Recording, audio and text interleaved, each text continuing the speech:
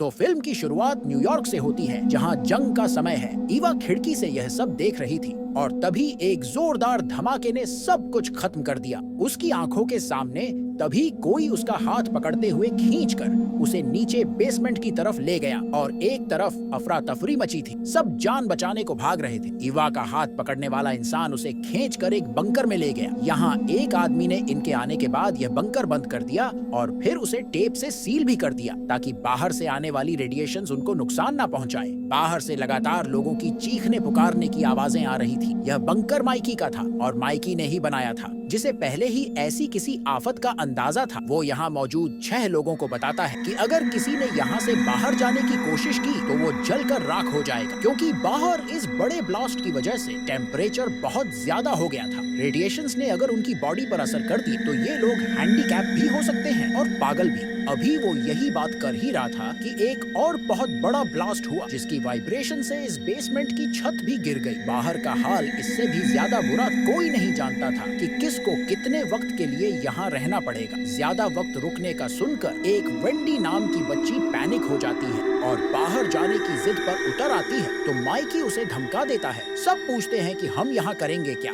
तो माइकी कहता है, अगर तुम सबको जिंदा रहना है तो बस तुम्हें मेरी बात माननी है। मैं पहले भी नागासाकी की जंग में ऐसी सिचुएशन में रह चुका हूँ। ईवी और सभी लोग बाहर की दुनिया से कांटेक्ट करने की कोशिश तो करते हैं, लेकिन इनके मोबाइल्स में ना तो सिग्नल आ रहे थे और अगर कभी भूल गए सिग्नल आ भी जाता था तो बाहर शायद कोई बचा ही नहीं जो इनकी किसी भी मैसेज या कॉल का रिप्लाई कर। यहाँ पर एक ब्लैक अमेरिकन भी था जिसके पास एक रेडियो फोन था और वह लगातार बाहर से किसी से कांटेक्ट करने की कोशिश में लगा रहता, लेकिन कभी किसी ने रिप्लाई नहीं किया। इन्हें काफी दिन यहाँ पर गुजर गए। सब यहाँ रहते रहते बोर हो गए। जो और बॉबी तो बहुत ज्यादा इन दोनों ने फैसला किया कि वो यहाँ का दरवाजा तोड़कर बाहर चले जाएं, लेकिन माइकी ने इन्हें मारने की धमकी देकर इन्हें रोक दिया। इसीलिए वो दरवाजा नहीं तोड़। जॉश यहाँ का आम खाना खा खाकर थक गया था, इसलिए उसी में आज उसने खाना भी फेंक दिया, जिससे माइकी को बहुत ज्यादा गुस्सा आया। कोई नहीं जानता था कि यहाँ कितने दिन रुकना पड़ जाए। अगर खाने की कमी हो गई तो ये लोग अभी इस बहस में ही लगे थे कि अचानक इन्हें अपने बंकर के दरवाजे के बाहर से कुछ आवाजें आना शुरू हो। ऐसी आवाज से जैसे कोई इस बंकर को तोड़ रहा। सभी खुश हो गए कि आखिर बाहर जाने को मिलेगा। पूरा दरवाजा तोड़कर 5 सोल्जर्स अंदर आए, जिन्होंने प्रोटेक्शन सूट भी पहना हुआ था, क्योंकि बाहर की दुनिया में अब ऐसे निकल पॉसिबल नहीं रहा था। रेडिएशन से बचने के लिए यह प्रोटेक्शन सूट पहनना जरूरी हो गए। वो आते ही यहाँ पर जल्दी से वेंडी को पकड़ लेते हैं और उसकी गर्दन में कुछ इंजेक्ट कर देते हैं, जिसके बाद इन्होंने वेंडी को बैग में रखा